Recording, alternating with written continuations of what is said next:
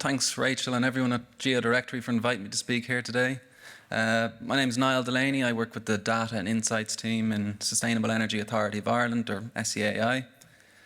SEAI are probably best known for the grants that they provide to homes and businesses to upgrade their energy efficiency.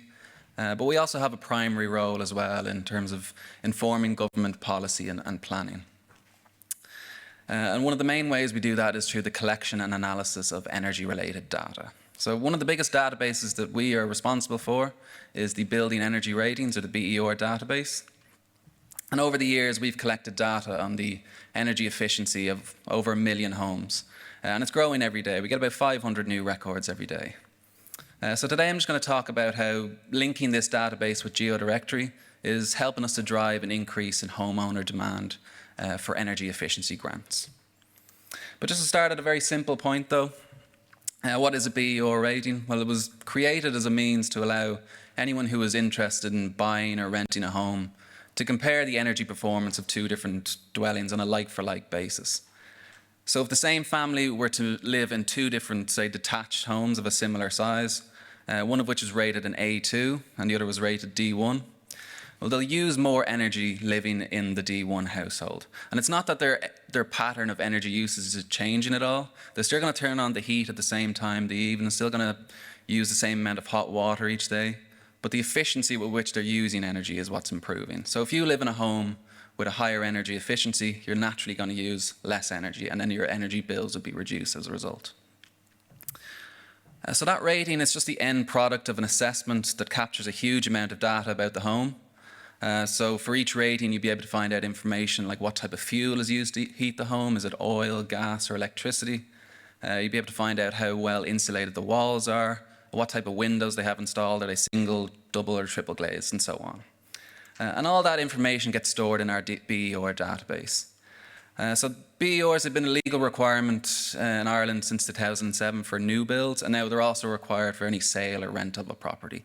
So over the years, as you can see in this animation here, we've slowly but surely been growing the database, and we now have data on energy efficiency for well over 1 million homes in the country, and it equates to about 50% of the total dwelling stock at the moment.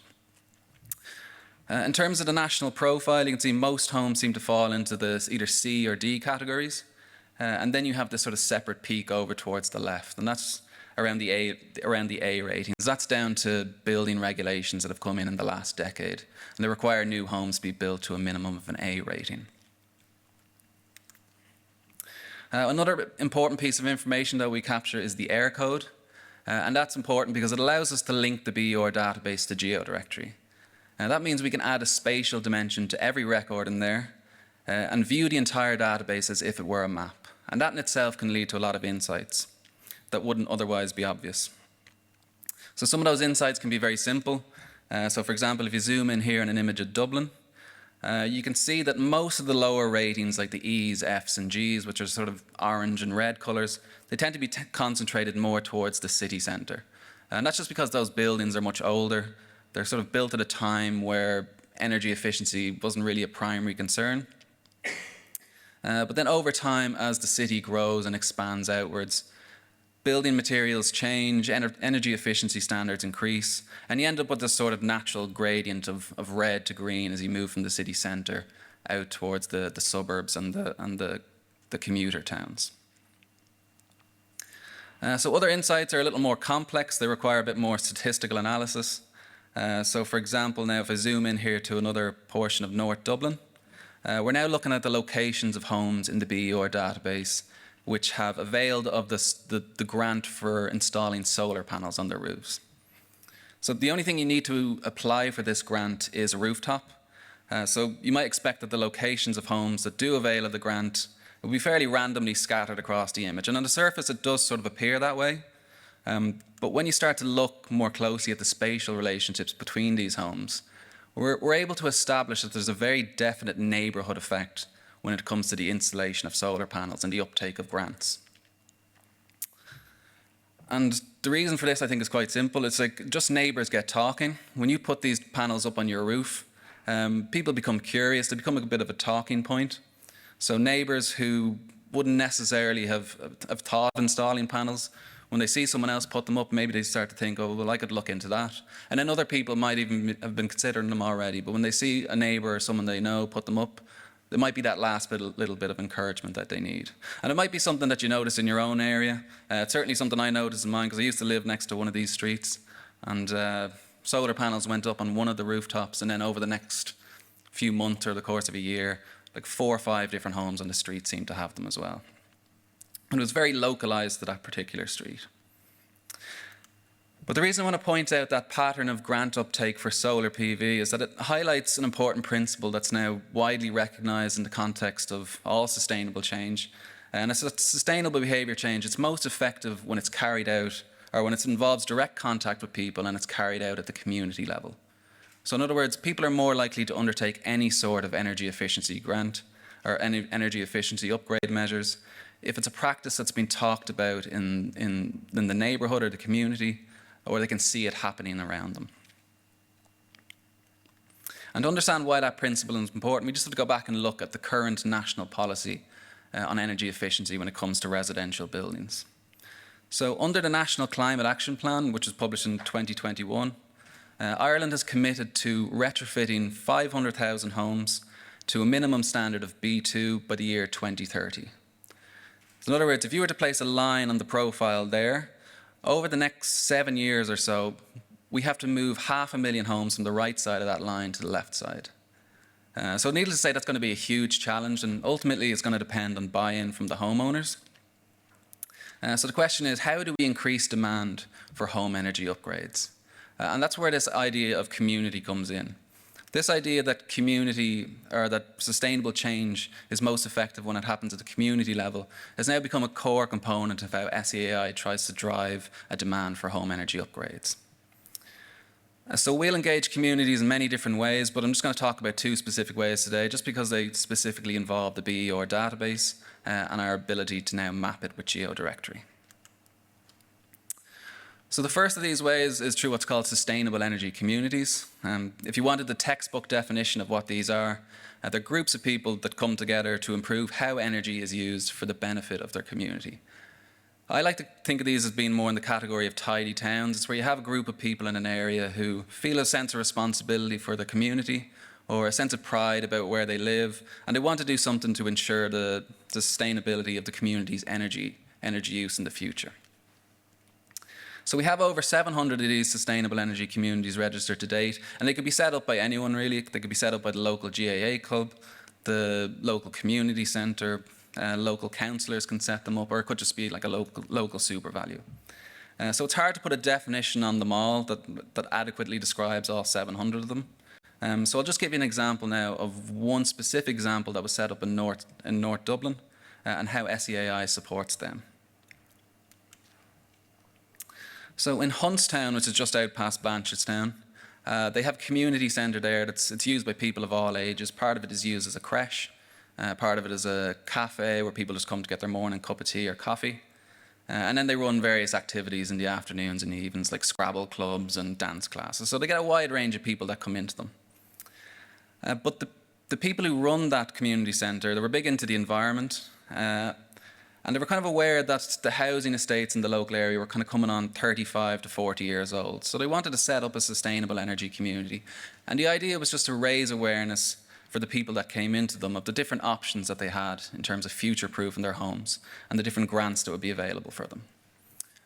So once they get set up and registered, they start to work directly with SEAI. And the idea is to build up a current picture of the community's energy efficiency. And a lot of that involves using the BER database. But it goes beyond just giving them the profile of the ratings in that area. It's more about explaining to them how their homes have been constructed, where they lose most of their heat, and then some of the options that they can take to bring those homes up to a B2 rating. So for example, here we have a chart that's comparing the different ways that heat gets lost in homes. So it's primarily lost in 5 different ways. Heat can be lost through the walls, the door, the roof, the windows, or the floor. And it all gets lost at different rates depending on what material was used to construct that part of the home. In any case, for this chart, the higher the bar is, the more heat that's been lost through that outlet. So if you compare a typical home in Huntstown, which is represented by the blue bars, to a typical home in our typical B2 rated home, which is the green bars. You can see that the main issue in Huntstown is that there's an excessive amount of heat being lost through either the walls or the roofs of the houses. In both cases, the heat loss is roughly 50% more than you consider ideal. So why is that then? So if you look at the type of walls that were used to construct these homes, you can see that over 90% of them have been constructed using either hollow concrete blocks or they're constructed as cavity walls. So hollow concrete blocks and cavity walls, they would have been great for keeping out damp and moisture, but they weren't really designed for keeping in heat. And that, along with the poor roof insulation, is probably the main reason why these homes are not as energy efficient as they could be. The good news is for people in Huntstown is that addressing these particular measures requires relatively simple installations like cavity installations or roof attic installations. And once they've taken those measures then to reduce the heat loss in their home, they'd then be in a better position to install something like a renewable technology like a heat pump. And that will bring them up to a B2 rating. So our role with the communities in this sense is it's about providing a picture of where they are at the moment, and then also providing them with a sort of roadmap as to how they can get to their ideal situation. And then the second way we engage communities is through something called community-based social marketing.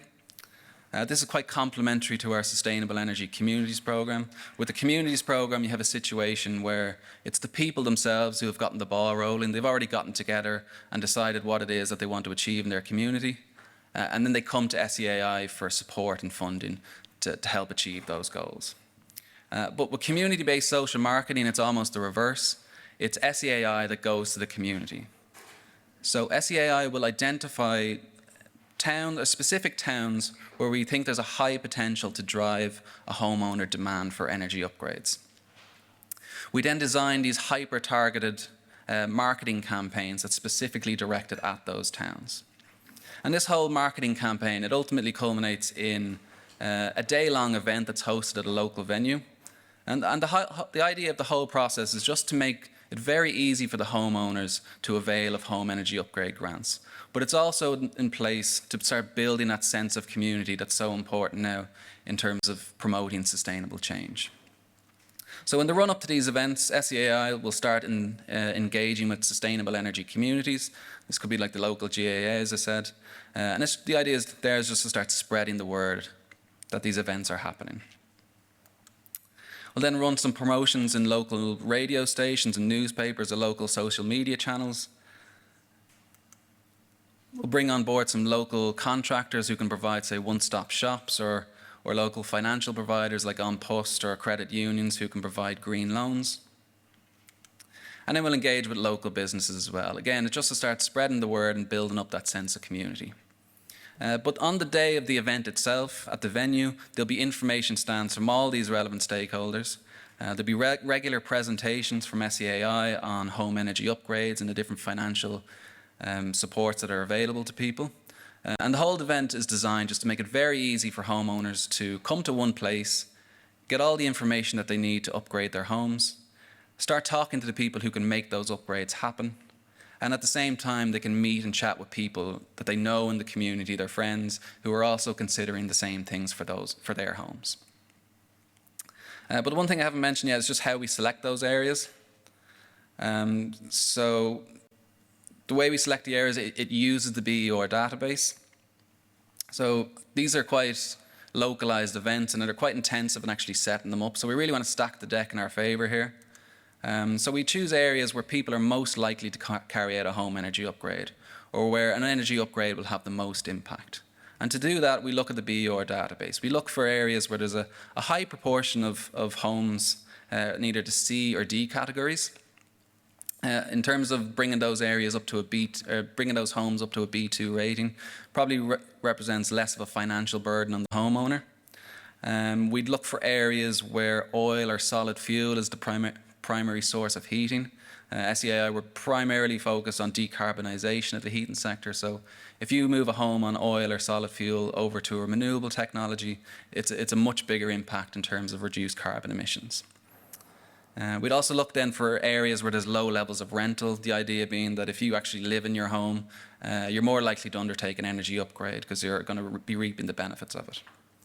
And then we'd also look for areas where there's low levels of fuel poverty or low levels of deprivation as well. So this community-based social marketing is currently in its pilot phase. We've got 2 events scheduled so far.